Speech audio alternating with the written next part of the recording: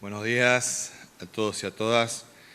Vamos a proceder a brindar el parte informativo número 334, correspondiente al día 6 de febrero del 2021 del Consejo de Atención Integral de la Emergencia COVID-19, creado por decreto del Poder Ejecutivo Provincial número 100 del año 2020, ratificado por ley 1697 de la Honorable Legislatura Provincial. 1. En las últimas 24 horas se han realizado 2.838 test de vigilancia y búsqueda activa de casos, arrojando 9 de ellos resultados positivos a coronavirus, correspondiendo estos a Clorinda 6, una consulta por síntomas, un contacto estrecho en cuarentena domiciliaria, una consulta por egreso, un control prequirúrgico y 2 controles por derivación de pacientes a la ciudad de Formosa. Formosa Capital 1. Un contacto estrecho alojado en un centro de alojamiento preventivo para contactos estrechos. Ingeniero Juárez 1. Caso por búsqueda activa en terreno. Ingreso ordenado y administrado 1. Ingreso desde la provincia de Misiones. 2. En el día de la fecha se dará de alta médica a 7 pacientes, siendo ellos un paciente del Hospital Interdistrital de la Contingencia COVID-19 que funciona en el Hospital Interdistrital Evita. 5 pacientes del Centro de Atención Sanitaria número 15 de Clorinda. Un paciente del Centro de Atención Sanitaria número 5 del Chorro. 3. Los datos acumulados de la provincia al día de hoy son los siguientes. Total de casos diagnosticados, 1.174. Total de casos recuperados, 1.071. Casos activos, 60. Fallecimientos por coronavirus, 12. Casos en tránsito con egreso de la provincia, 31. Cantidad de test realizados a la fecha, 85.041, con un 1.38% de positividad. 4. Con relación a las ciudades con incidencia diferenciada de COVID-19, los datos actuales son los siguientes. Clorinda, casos diagnosticados, 281. Casos activos, 26. Fallecimientos por coronavirus en Clorinda, 7. Contactos estrechos en cuarentena, 98. Ingeniero Juárez, casos diagnosticados, 252. Casos activos, 7. Fallecimientos por coronavirus, 2. Contactos estrechos en cuarentena, 61. El Chorro, casos diagnosticados, 124. Casos activos, 4. Contactos estrechos en cuarentena, 21. Formosa Capital, casos diagnosticados, 129. Casos activos, 20. Fallecimientos por coronavirus, 1. Contactos estrechos en cuarentena, 190. 5. Los números de las últimas 24 horas relativos a la tarea preventiva que lleva adelante la policía en toda la provincia son los siguientes. Ingresos de camiones de carga, 675. Control en la vía pública, 9.133 personas y 5.937 vehículos. Infracciones, 59 vehículos por restricción de circulación y patente y 221 personas por restricción de circulación y no uso del barbijo. Ingresos irregulares judicializados, 1. Fiestas privadas intervenidas, 4. 6. Continúa avanzando el programa de ingreso ordenado y administrado de personas a nuestra provincia. A la fecha ingresaron efectivamente a Formosa 13.956 personas desde la implementación de este programa.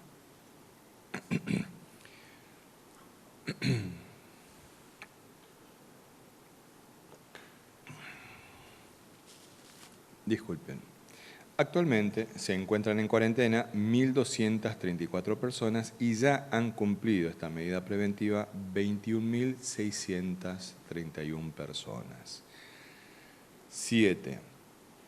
Informamos que este Consejo ha encomendado al Instituto de Asistencia Social, en su carácter de organismo regulador del juego en la provincia, a que formalice instancias de diálogo con los concesionarios habilitados de salas de juego y el gremio de trabajadores del sector, a fin de que elaboren y eleven a consideración del Consejo una propuesta de protocolo de reinicio de la actividad en el marco de la normativa sanitaria vigente en la provincia de Formosa. 8. Este Consejo de Atención Integral de la Emergencia COVID-19 expresa su más enérgico repudio a los agravios proferidos por los diputados nacionales de Juntos por el Cambio provenientes de otras jurisdicciones y que visitaron Formosa en los últimos días. Ante las falsedades y expresiones de odio que estos han formulado, señalamos que la implementación de la estrategia sanitaria más exitosa de la República Argentina estuvo, está y seguirá estando en manos de servidores públicos que realizan un trabajo extraordinario en cada una de las áreas que se aboca al abordaje integral de esta pandemia. Asimismo, la efectividad de esta estrategia ha sido posible por el cumplimiento generalizado de un pueblo unido, organizado y solidario para resguardar la salud y la vida de todos.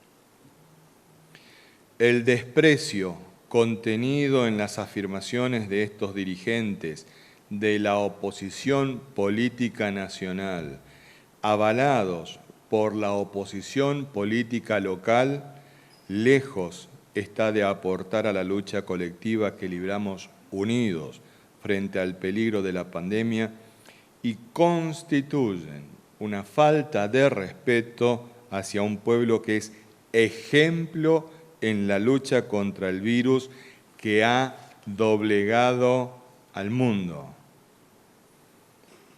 9. Con provincianos, los 2.838 test realizados en el último día marcan un nuevo récord diario de testeos, lo cual nos consolida como la provincia con mayor cantidad de testeos por caso positivo a coronavirus en el país, así como la jurisdicción con menor índice de positividad, siendo este en nuestra provincia de tan solo 1,38% de positividad, cuando la media nacional es del 30,6%. A su vez, los 9 casos reportados en el día de hoy fueron detectados por la aplicación de 6 protocolos sanitarios distintos implementados en Formosa. Estos son el programa de ingreso ordenado y administrado, la cuarentena de contactos estrechos en centros de alojamientos preventivo, los controles sanitarios en las cuarentenas domiciliarias, el protocolo de egreso de personas de ciudades o zonas con incidencia diferenciada de COVID-19, el de derivación de pacientes y el de controles prequirúrgicos. El valor que tiene cada uno de estos protocolos se ratifica diariamente con los casos positivos detectados gracias a su aplicación. Todo ello refleja la capacidad de nuestro modelo formoseño, que cuenta con un sistema de salud pública consolidado, el compromiso del personal de salud, de seguridad, de todos los intendentes, de los miles de voluntarios militantes por la salud y la vida, y del personal de las distintas áreas que intervienen en las tareas logísticas y en terreno, así como la decisión política del gobernador de la provincia de fortalecer la estrategia sanitaria que nos ha permitido evitar miles de contagios y salvar cientos de vidas. Y, por supuesto, la activa participación de todos los formoseños y de todas las formoseñas. No bajemos los brazos, más unidos que nunca, más firmes que nunca. En Formosa no se rinde nadie. Este ha sido el parte informativo número 334 del Consejo de Atención Integral de la Emergencia COVID-19. Ya nos hemos acostumbrado todos a que en Formosa entendemos que la pandemia es transversal a todos los sectores y a todas las actividades de la vida, porque ciertamente este virus nos la ha cambiado. En ese sentido, el aspecto económico no es menor. Por ello, después de extrañarlo unos días, con nosotros nuevamente el ministro de Economía, Hacienda y Finanzas, el doctor Jorge Oscar Ibáñez, nos brindará la información relevante sobre este aspecto. Doctor. Muy buenos días a todos y a todas. En el día de hoy queremos referirnos a la marcha de dos de los motores más grandes de la economía argentina, que son la industria manufacturera y la industria de la construcción. La marcha de estos en los últimos meses del año pasado indudablemente ya marcaban una tendencia de recuperación después de aquellos malos meses que fueron abril y mayo, sobre todo abril, cuando durante 30 días estuvo cerrada toda la economía de la República Argentina. Entonces ya están saliendo los datos del Instituto Nacional de Estadística y Censo, que es lo que queremos compartir con ustedes.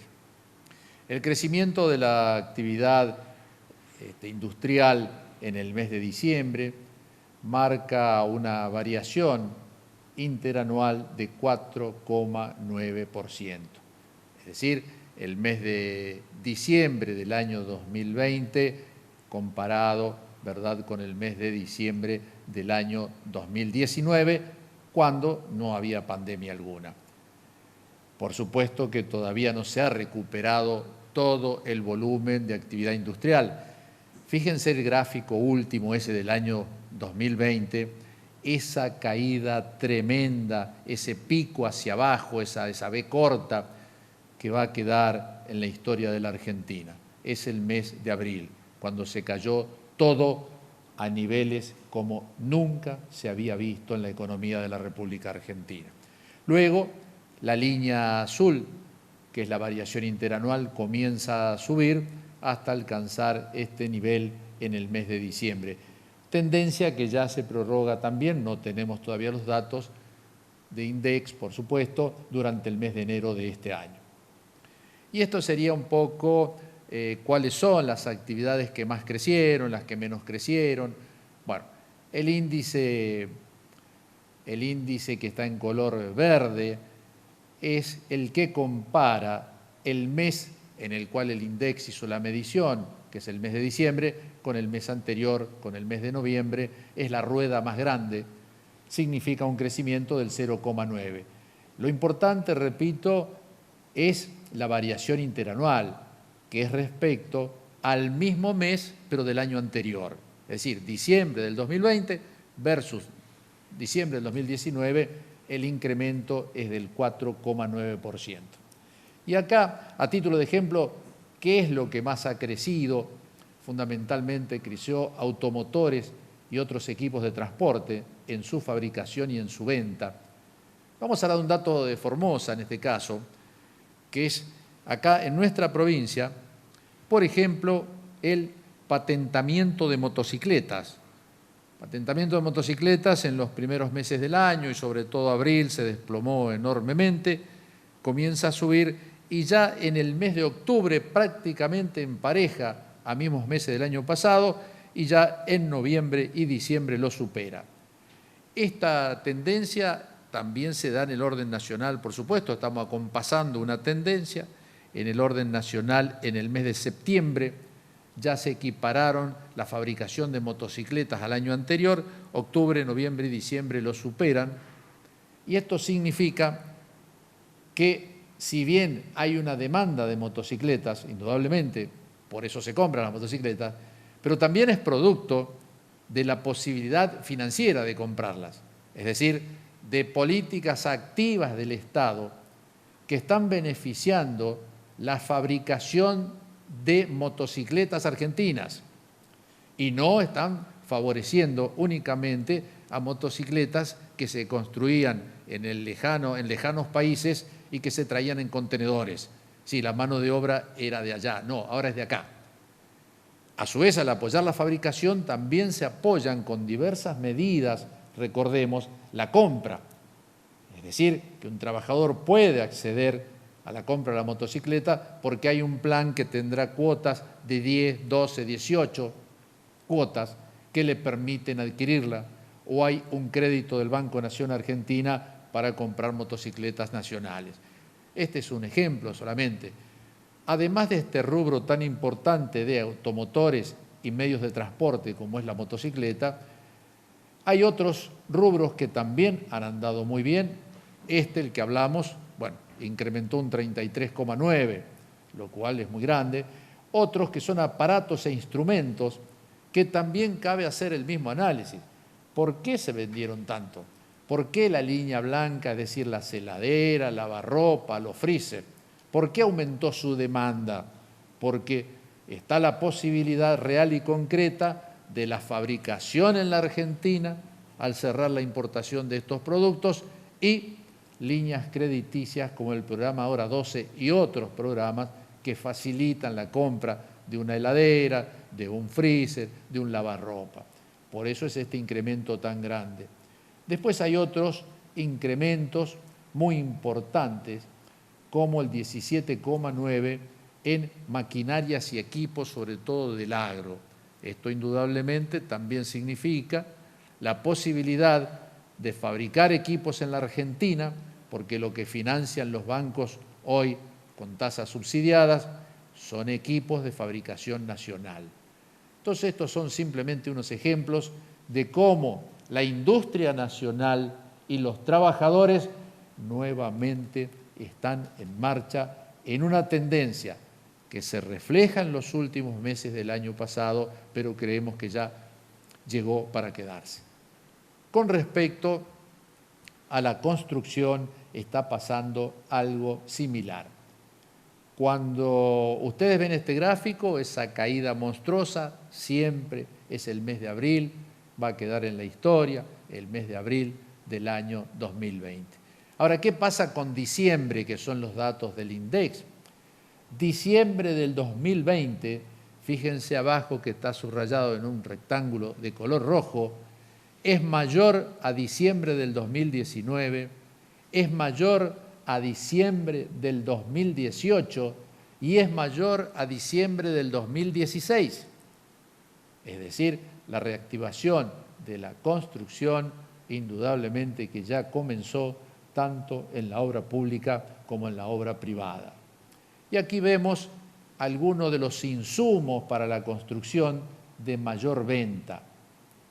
Indudablemente lideran ladrillos huecos, 54%, al igual que placas de yeso, asfalto, cemento Portland, después vienen pisos, cales, pinturas. Hay un solo rubro negativo que es yeso. Me decía un conocido corralón de material que indudablemente a partir de que las placas de yeso inundan el mercado, no solamente el revestimiento de paredes, me decía, sino también de cielos rasos, es como que cada vez el yeso que venía en las bolsas, que estábamos acostumbrados a verlo, prácticamente va perdiendo mercado con respecto a productos que también utilizan yeso. Bueno, esta reactivación económica también la estamos viendo en nuestra provincia, en los corralones de materiales. Y recordemos lo mismo que decíamos para las motocicletas. Hay una demanda, sí, pero también hay políticas activas que van permitiendo esta reactivación, que son los créditos.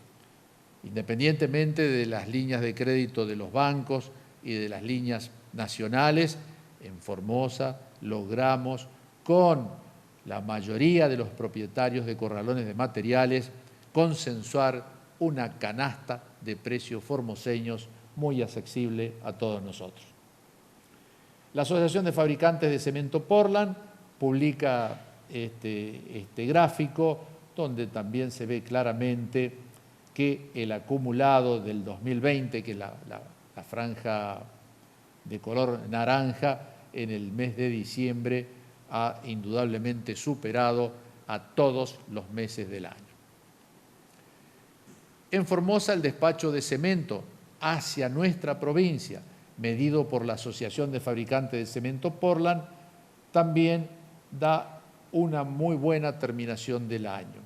106.589 toneladas de cemento ingresaron a Formosa comparada con las 106.540 del año anterior. No es mucha la diferencia, es superior al año 2020, pero recordemos que el 2019, que es la línea roja, no tuvo pandemia. La pandemia la tuvimos en el 2020, que marca la línea azul, esa tremenda caída de marzo y abril. Es decir, la medición del cemento es uno de los elementos para que veamos cómo va la construcción, tanto en la obra pública, que en nuestra provincia comenzó a reactivarse en las obras nacionales en el segundo semestre, la continuidad de nuestros programas de obras públicas, pero hay que sumarle la gran impronta de las obras privadas en nuestra provincia. Bueno, nos despedimos siempre con un emprendedor formoseño que construyen en Formosa, mano de obra formoseña. En este caso el emprendedor es Nair Yamil Rojas, pero a él lo acompaña su papá, su mamá, son fabricantes a medidas de muebles, juegos de living, puff, sofá, juegos de living, también hacen con temáticas infantiles. Entonces, si vamos a comprar un sillón, o vamos a cambiar el sillón, o vamos a retapizar el sillón, bueno, si vamos a comprar, recordemos que hay formoseños, acá hay uno, pero debe haber otros, que fabrican acá, que es mano de obra nuestra, que es, digamos, dinero que queda acá. En lugar de comprar un sillón fabricado en destinos lejanos, veamos estos. Nair, Fernando su papá, Norma su mamá, son del barrio Resguardo, allí están los celulares, 374-00-1274 o al 374-41-1032. Y en Facebook, Manos Creando. Son formoseños que trabajan acá, construyen cosas muy lindas, así que por favor, llámenlos, yo estoy seguro que van a satisfacer cualquier pedido.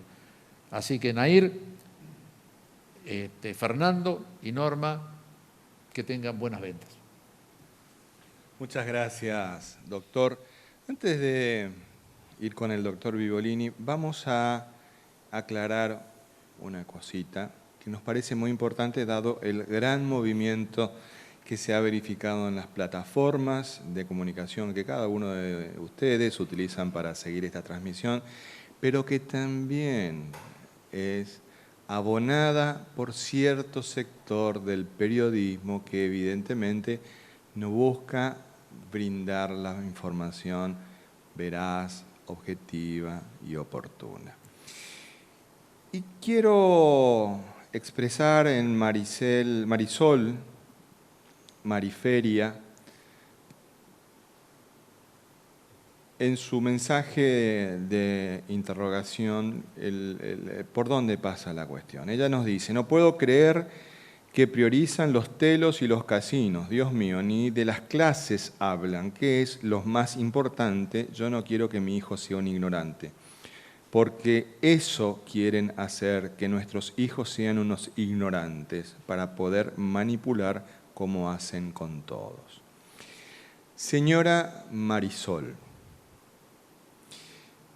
quiero comentar en usted, pero también al resto, de que el inicio de las clases ya fue anunciado oportunamente. Ya lo dijimos, ya lo manifestó el ministro de Educación también. Las clases en la provincia de Formosa inician el 2 de marzo. Ya lo dijimos, no es que no estamos haciendo los locos que no queremos. Ya lo dijimos. Por eso también hay cierto sector del periodismo que hablan de que vamos a habilitar el juego, pero de las clases no hablamos. Mentira. Mentira. Las clases empiezan el 2 de marzo, lo anunció el ministro Zorrilla, ya hace rato. Y también se expresó, y lo expresó el gobernador en la conferencia de prensa con el ministro Trota, que fue el día en que nosotros anunciamos que empezaban las clases el 2 de marzo. El 2 de marzo se inician las clases en toda la provincia de Formosa. Y dependiendo de la situación epidemiológica, las clases van a ser semipresenciales o virtuales. Pero ya lo dijimos, ya lo anunciamos, ya hablamos de esto. Lo que vamos a hacer entonces es recordarles a todos y a todas: las clases en la provincia de Formosa ya fueron anunciadas oportunamente, empiezan el 2 de marzo. Dicho esto, como somos una gran familia, que por ahí algunos de los miembros de una familia se olvidan las cosas. ¿Vieron cuando uno le encarga a alguien: che, cuando vaya a tal lugar, comprame tal cosa, y se pueden olvidar? Bueno, así también parece que se olvidaron algunos de que las clases empiezan el 2 de marzo y que ya habíamos avisado. Pero como familia que somos también nos ocupamos y nos interesa saber cuál es el estado de salud de cada uno de los miembros de esta gran familia que somos los formoseños y las formoseñas que habitamos en esta casa común que es la provincia de Formosa, donde cada uno de nosotros y nosotras tienen sus hogares. Por ello, nuestro médico infectólogo, el doctor Julián Vivolini, nos brindará el parte de salud de ellos. Doctor. Muchas gracias. Buenos días. Saludos a todos y a todas. Bueno, hay 60 personas que aún están cursando su cuadro infeccioso por el SARS-CoV-2, que es el nombre del virus. La enfermedad o la infección se llama COVID-19, no está mal recordarlo. Estas personas no nuevas, algunas nuevas, otras no tan nuevas, 60 personas que actualmente están cursando su internación, hay 21 de ellas que están internadas en el Hospital Interdistrital del Vita, las cuales están haciéndose atendidas allí. ¿Por qué allí? Porque obviamente tienen ciertas particularidades, más complejos, con síntomas moderados y graves, y algunas personas que no tienen síntomas moderados ni graves, pero por su contexto de inmunocompromiso o alto riesgo de evolucionar desfavorablemente, se los prefiere tener bajo seguimiento en esa institución. A su vez, de esas 21 personas que están internadas actualmente en el Hospital Interdistrital de la Contingencia Vita, hay 7 de ellas que están en terapia intensiva. Y de esas 7 que están en terapia intensiva, hay 4 que están en asistencia respiratoria mecánica. Esas 4 personas son las que, como siempre decimos, son las que tienen peor pronóstico, las que tienen un pronóstico reservado porque no sabemos cómo evolucionan el día a día o el momento de horas tras horas. Son las que estamos más abocados, obviamente, con los tratamientos el momento, los laboratorios y los estudios se hacen mucho más frecuente que el resto de la gente, de los pacientes. Las otras 3 personas que están en terapia son cuadros moderados, que no requieren asistencia respiratoria mecánica, están sí con aporte de oxígeno y bajo seguimiento estricto, obviamente, por los médicos y los enfermeros. De esas personas también no está mal recordar, entre los que ingresaron ayer, uno ya recibió el tratamiento porque reunió los requisitos para el tratamiento del suero hiperinmune. Recordemos que el tratamiento de hiperinmune hasta ahora llevamos 6 personas o 6 pacientes que recibieron ese tratamiento hasta la actualidad. Todos los 5 previos, todos ellos ya salieron de terapia intensiva, están con buena evolución. El que recibió ayer recién recibió la primera dosis, después tiene que recibir a las 48 horas la segunda dosis y veremos. Igualmente esa persona está ahora, una de esas está en la que recibió en el día de ayer, está en asistencia respiratoria mecánica. Recordemos que en general este tratamiento se da en las personas que tienen menos de 10 días de evolución, que no están en una situación crítica, pero cuando ingresó el paciente en ese momento no tenía los criterios para la administración, no estaba en una situación crítica, ahora veremos cómo evoluciona hoy, pero ya requirió asistencia respiratoria mecánica. Así que veremos cómo va evolucionando. Igualmente los otros 5 personas pasaron a sala general, están con muy buena evolución. Aquellos que han recibido plasma, porque también el hospital, recuerdan que apenas comenzó a funcionar el hospital, se hicieron los primeros tratamientos con plasma, eso fue cambiando. Igualmente las indicaciones, ahora sabemos que menor de 3 días debe tener la persona de evolución de los síntomas, preferentemente mayores de 75 años, para que ese tratamiento con plasma sea efectivo, 100% de seguridad. Para que se cumpla ese tratamiento necesitamos, por lo tanto, la consulta temprana, igual que el suero hiperinmune. El suero hiperinmune, cuando más tarde lleguemos, peor pronóstico hay.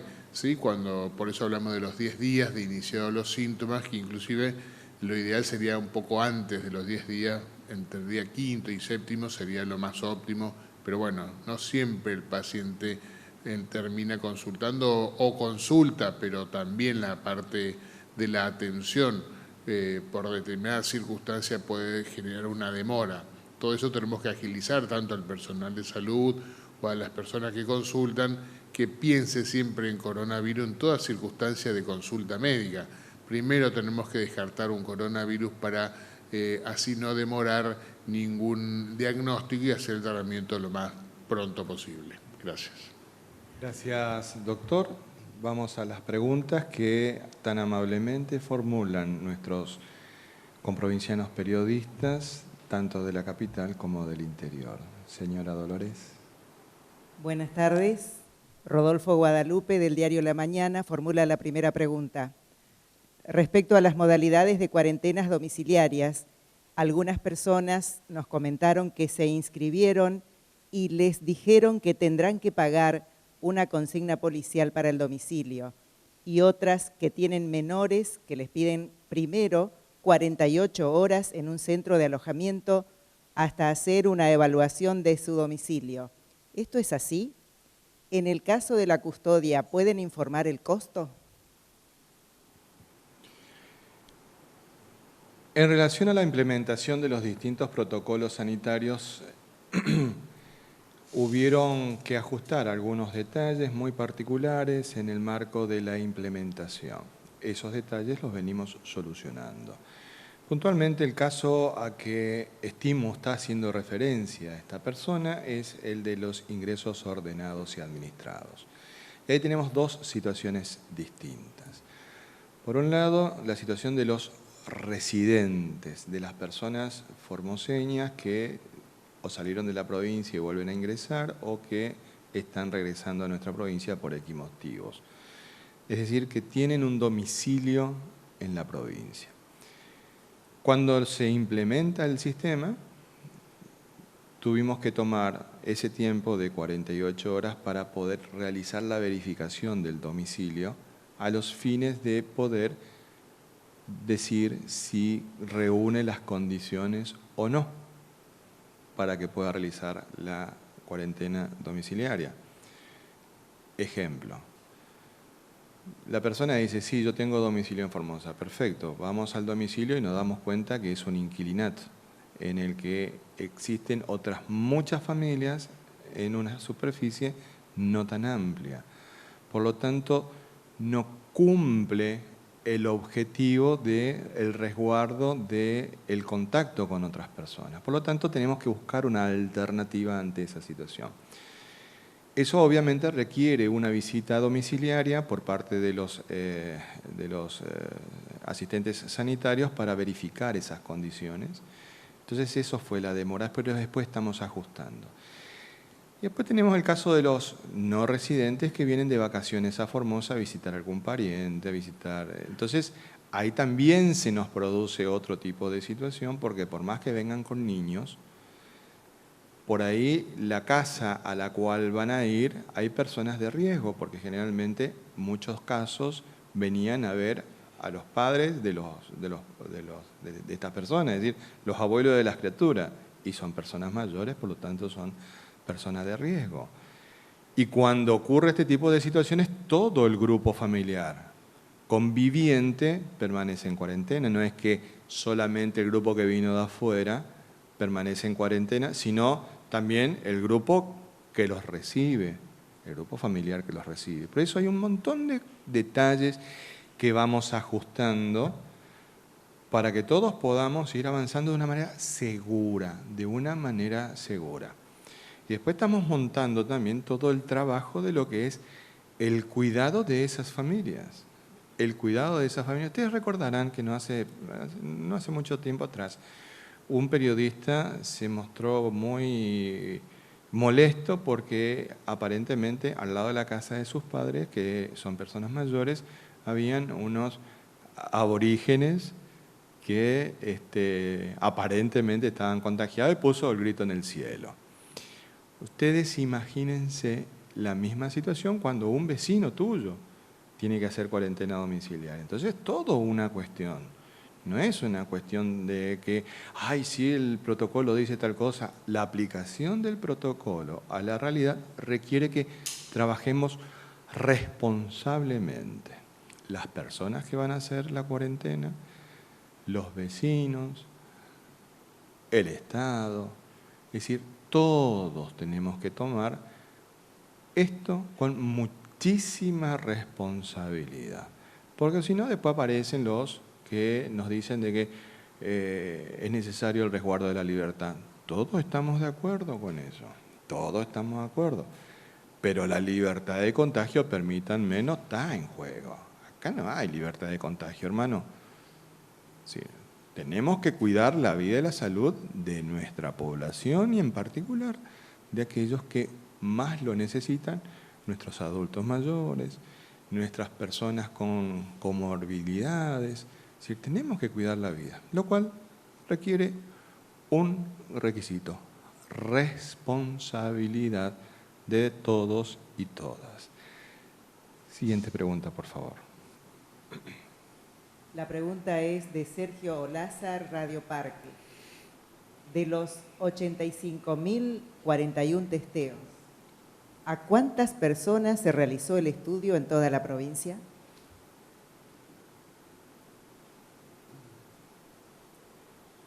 A ver, la pregunta de los 80 y pico de ¿Puede miles, repetir, por favor? ¿a cuántos Señora estudiaron? Y Dolores. si son 80.000 ¿Qué va a repetir estudios, la 80.000. pregunta? La pregunta es, de los 85.041 testeos, ¿a cuántas personas se realizó el estudio en toda la provincia? Y bueno, cada testeo es una persona estudiada. O sea, si hay 80 y pico de estudios, son 80 y pico de estudios de personas. Es un estudio por cada persona. Siguiente pregunta, por favor. La siguiente pregunta es de Analía Medina, Central Noticias Clorinda. ¿Cuáles son los requisitos fundamentales para salir de la ciudad de Clorinda? Así sea tema de salud o trámites esenciales. Desde ya, muchas gracias y adelante con las medidas excelentes que se implementan para la lucha contra el COVID-19. Sí, la pregunta nos permite ir clarificando algunos aspectos que son muy importantes y que viene a colación de varias consultas que nos están realizando por las redes sociales. Y aquellos que quieren que les contestemos, por favor, durante la conferencia de prensa, no me llamen por teléfono porque no puedo atenderlos. Me están llamando. Vamos, para contestar esta pregunta, a remitirnos al parte informativo del día de ayer. En el punto 10 del parte informativo del día de ayer, dijimos lo siguiente. Recordamos que se encuentra vigente el protocolo de egreso seguro de personas de ciudades o zonas con incidencia diferenciada de COVID-19, aprobado oportunamente por el Ministerio de Desarrollo Humano. Este protocolo indica que toda persona que desee egresar de dichas ciudades o zonas con incidencia diferenciada de COVID-19 deben realizarse un hisopado en las últimas 72 horas anteriores a la fecha de la que pretenden egresar. En caso de que la incidencia de nuevos casos a coronavirus sea alta, como el caso de la ciudad de Clorinda, en la que hoy anunciamos 6 nuevos casos, las personas podrán egresar de dichas ciudades o zonas con el PCR negativo durante 12 horas. Es decir, cualquier persona puede salir de las zonas con incidencia COVID. Cualquier persona puede salir de las ciudades o zonas con incidencia COVID. ¿Cuál es el requisito? El PCR con una antelación no mayor a las 72 horas. Pero también aquellos lugares donde la incidencia de nuevos casos de coronavirus sea alta, como por ejemplo la ciudad de Clorinda, las personas podrán egresar de dichas ciudades o zonas con el PCR negativo durante 12 horas, las cuales, estas 12 horas, pueden extenderse hasta 48 horas excepcionalmente, cuando la autoridad sanitaria lo autorice, por así requerirlo para un estudio o tratamiento médico. Entonces, la regla general. Toda persona puede salir de una zona o ciudad con incidencia COVID-19. En este momento, en la provincia, nosotros tenemos 4 zonas con incidencia COVID. En el oeste de la provincia, el departamento Ramón Lista y el departamento Matagos. La ciudad de Clorinda y la ciudad de Formosa. Esas son las 4 zonas, el resto no. Esas son las 4 zonas que tienen incidencia COVID en la provincia. Toda persona puede salir de ese lugar, no hay ningún problema. ¿Cuál es el requisito? El hisopado previo, con una antelación no mayor a las 72 horas. Siempre aconsejamos que el hisopado sea lo más cerca posible a la fecha de salida de ese lugar. Los lugares en donde la incidencia de los casos detectados sea alta, en este momento de las 4 zonas es Clorinda la situación a la que estamos haciendo referencia, la persona con el PCR negativo puede salir por el lapso de 12 horas y después debe volver. Y excepcionalmente se puede extender ese plazo de 12 horas de manera excepcional cuando la autoridad sanitaria lo autorice, por así requerirlo para un estudio o tratamiento médico.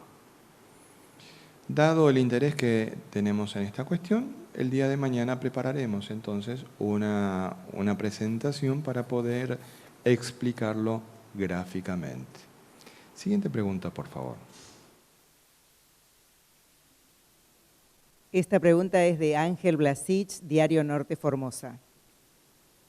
Para quien corresponda, ¿cuál es la situación sanitaria de los departamentos Matacos y Ramón Lista? Bueno, está vinculada a la respuesta anterior. Nosotros estamos trabajando muchísimo en la búsqueda activa de casos.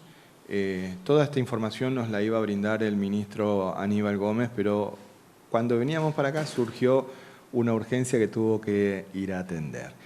La búsqueda activa de casos implica el testeo masivo de la población.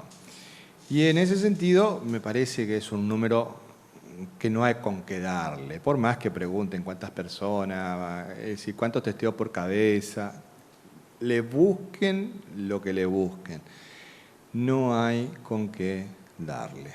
Por ejemplo, el dato del día de hoy. 2.838 test se hicieron en toda la provincia. 2.838 test en toda la provincia. Y acá hay un pequeño detalle, porque por ahí viene la desconfianza de nuestro amigo. En este número nosotros no metemos los test de control que hacemos en nuestros centros sanitarios. No metemos en ese número. Estos son los números de búsqueda activa de casos. Por lo tanto, los testeos son mayores. 2.838 test, 9 casos detectados, da una ecuación de 0.31% de positividad. Es decir, no solo aumentamos la cantidad de test, sino que también el índice de positividad es bajo.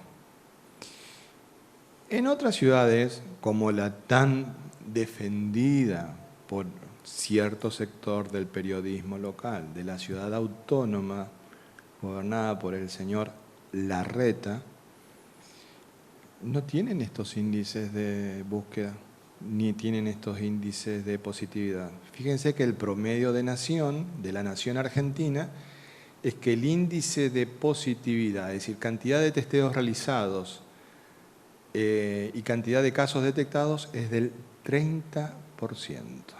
30%. El nuestro es de 1.38, si no mal no recuerdo. ¿Sí? 1.38. Habla de que nosotros buscamos, salimos a buscar, vamos en búsqueda del virus para proteger mejor a nuestra población. Y en ese marco es interesante ir analizando cómo se está comportando la curva en nuestro oeste provincial. Fíjense, en Ingeniero Juárez nosotros llevamos detectados 252 casos y en este momento tenemos 7 casos activos. Es decir, ha descendido, nosotros hemos demolido la curva de contagios en el oeste. Recordaremos también de que en Chiriguanos ya no hemos detectado. Ayer se hicieron arriba de 50 testeos en Chiriguanos y no hemos detectado ningún caso positivo. Por lo tanto, ya sale fuera de este esquema de control tan estricto. Y en el Chorro alcanzamos a tener 124 casos diagnosticados y hoy solamente tenemos 4 casos activos. Esto significa que la búsqueda activa de casos que venimos desarrollando es intensa. Entonces, cuando nos dicen, por ahí alguno dice que hay que, me acuerdo que alguno de ustedes le dijo, le preguntó por los resultados epidemiológicos de Formosa, ¿usted pone en duda los resultados epidemiológicos de Formosa? Le dice, no es así, es resultados epidemiológicos y libertad, no es libertad, y libertad. Bueno, señor mío, resultados epidemiológicos y libertad. Y si vino a gritar tanto a Formosa, porque se desgañitó hablando barbaridades de nosotros con eso que dijo de que vivimos de la coparticipación y que le vamos a pedir al doctor Ibáñez que nos hable al respecto. Que mintió, pero además mintió. Dijo, el 70% de los formoseños vive del Estado. Miente. O miente o es ignorante. Y si es ignorante, porque no estudia. Porque si hubiera leído un poquitito así, dar vuelta a la hoja del informe del Ministerio de Trabajo de la Nación, publicado por su gobierno, por el gobierno del presidente Macri. O sea, es dato de el gobierno al cual defendió a capa y espada. Es del 32% nomás. Es del 32%. O sea, el 68% dio vuelta el papelito del muchacho. Es empleado privado en la provincia. O sea, ¿vieron que tienen un chip en la cabeza y que de ahí no lo mueven? No lo mueven de ahí. No solamente mintió o es ignorante, una de esas dos. No hay muchas variantes. Y además nos trató con desprecio. Ahora, si él plantea que es resultados epidemiológicos, resultados sanitarios y libertad, ¿por qué lo que no se va a gritar tanto en la Ciudad Autónoma de Buenos Aires? Que tienen más de 8.000 muertos. Más de 8.000 muertos. Si viene acá a gritar por la libertad, que además le pifia porque no es como él cree, ¿por qué no va a gritar allá por los resultados epidemiológicos que son nefastos? Son nefastos. ¿Se dan cuenta cómo manejan la doble vara? Y después tenés el periodismo local. No el periodismo, cierto sector del periodismo local que algún día fue candidato de ese sector, que sale a defender lo que dicen y mienten, porque la coparticipación es otra cosa. Y tenemos muchas consultas respecto de la coparticipación, así que vamos a pedirle a nuestro ministro de Economía, Hacienda y Finanzas, el doctor Jorge Oscar Ibáñez, que nos hable y nos explique qué es la coparticipación federal, para que no vengan estos a darnos clase de lo que es el federalismo. Por favor, doctor. Efectivamente es como menos indignante escuchar esas apreciaciones referente a la coparticipación federal de impuestos desde una visión netamente porteña, digamos, de esta situación. Desde 1810, que la pelea era de la ciudad de Buenos Aires con aquellas provincias, las provincias antiguas, las que estuvieron en los albores mismos de la patria, ¿no? Siempre pelea contra los intereses de la ciudad puerto, como le llamaban. Bueno, la coparticipación federal de impuestos es la que tiene rango constitucional, trata precisamente de redistribuir las riquezas que se generan en la Argentina en forma equitativa a todas las provincias argentinas, a las que somos más nuevas, a las más viejas, a todas. Porque realmente el modelo de país que se desarrolló desde 1810 en adelante, todos sabemos, es con una cabeza grandota, que es la ciudad capital y algunos lugares cercanos, y el cuerpo raquítico, que somos el norte argentino y la Patagonia. Entonces, eso es lo que trata de equilibrar esta famosa ley de coparticipación federal de impuestos, que, repito, no es una dádiva, está consagrada en la Constitución Nacional y le corresponde a todas las provincias argentinas.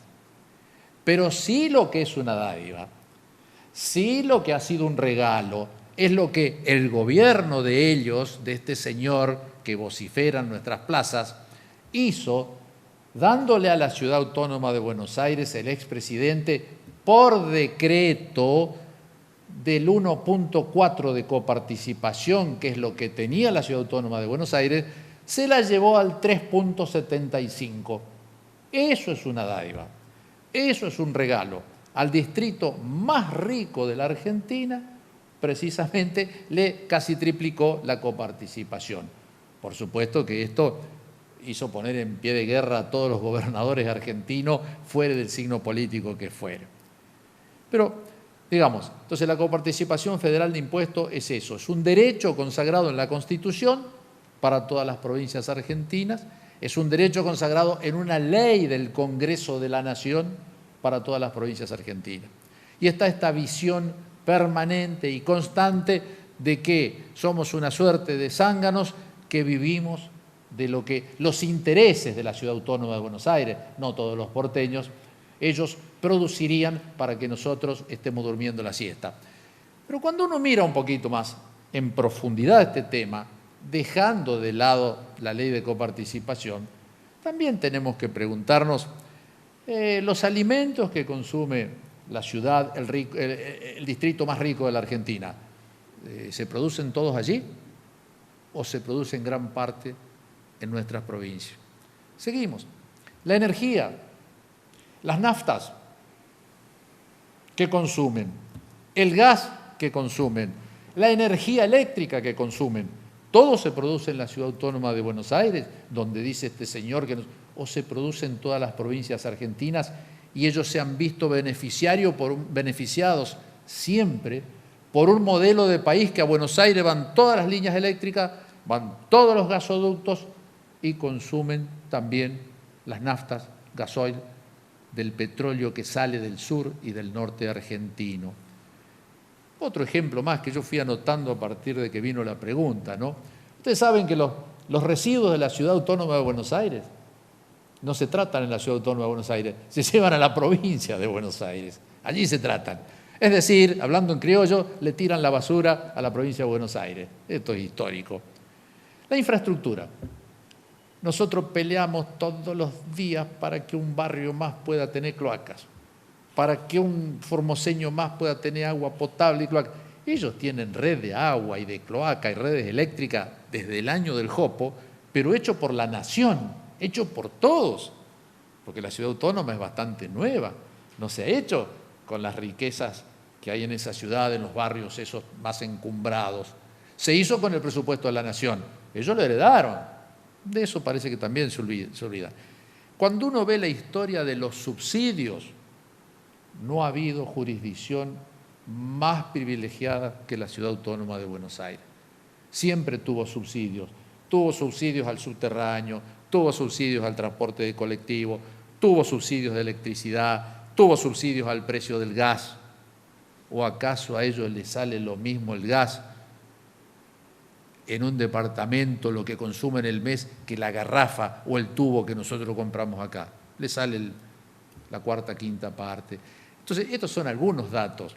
El señor vive en un lugar privilegiado, en un lugar que se desarrolló enormemente, esa es la cabeza grande que tiene la Argentina, subsidiado por todo el país, utilizando energía y riquezas de toda la Argentina, y hoy se paran y dice el norte argentino, los formoseños son unos zánganos. Y yo creía que es medio al revés, señor diputado, respetuosamente. Entonces, son algunas reflexiones sobre la coparticipación, porque es un tema que también se empieza a escuchar acá. Hay algunas personas que comparten esta visión de algunos intereses porteños.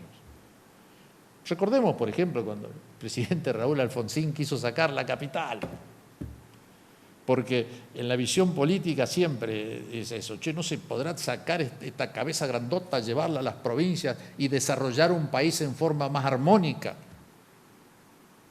Y ahí está esta ley que trata de eso. Y es equidad lo que quiere dar la ley.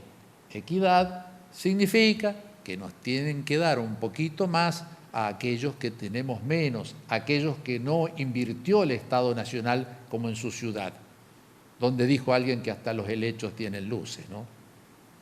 Entonces, bueno, creo que esta es una respuesta a esas desagradables afirmaciones que hace alguien que representa indudablemente intereses concentrados de esa ciudad. Doctor. Por favor, siguiente pregunta. La última pregunta es de Gladys Torres, Radio Diamante Formosa, FM 88.9, Radio Amistad Formosa, y tiene que ver con las cuarentenas domiciliarias. Punto 1. ¿Desde cuándo se implementa? Punto 2. ¿Cómo se controlará? ¿Qué seguridad existe de que quienes la cumplan no vayan a la calle contagiando a los demás? Punto 1, ya está implementado. Punto 2, tenemos que apelar a la responsabilidad de todos y todas. Igualmente, estamos montando un sistema de acompañamiento para el mejor cuidado y control y protección, no control, de protección, cuidado y protección de las familias formoseñas. Un acompañamiento que nos va a permitir la visita diaria para poder tomar todos los parámetros corporales, el seguimiento telefónico también, y obviamente la responsabilidad ciudadana de cada uno de nosotros, y también en esto también es muy importante la participación ciudadana. Si nos cuidamos entre todos vamos a andar muy bien, pero fundamentalmente tenemos que pensar que la responsabilidad de cada una de las personas que deberían cumplir con la cuarentena es clave y fundamental.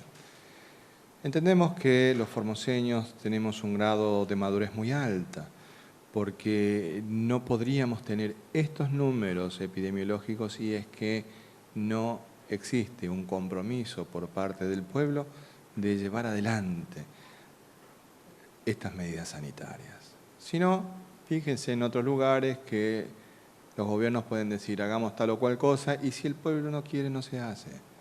En cambio acá los formoseños le estamos dando lecciones a muchísimos de cómo es posible llevar adelante un cuidado de la salud y la vida en el marco de una pandemia. Y parecería ser que eso es lo que le molesta mucho. Ahí está el problema, porque nos miden con otra vara. Dijo este señor, resultado epidemiológico y libertad. Bueno, acá vino a desgañitarse gritando por la libertad. Espero verlo que verdaderamente cumpla su rol y vaya a gritarle, a desgañitarse gritándole a Larreta para que cuide los resultados epidemiológicos, porque se están muriendo. Se están muriendo.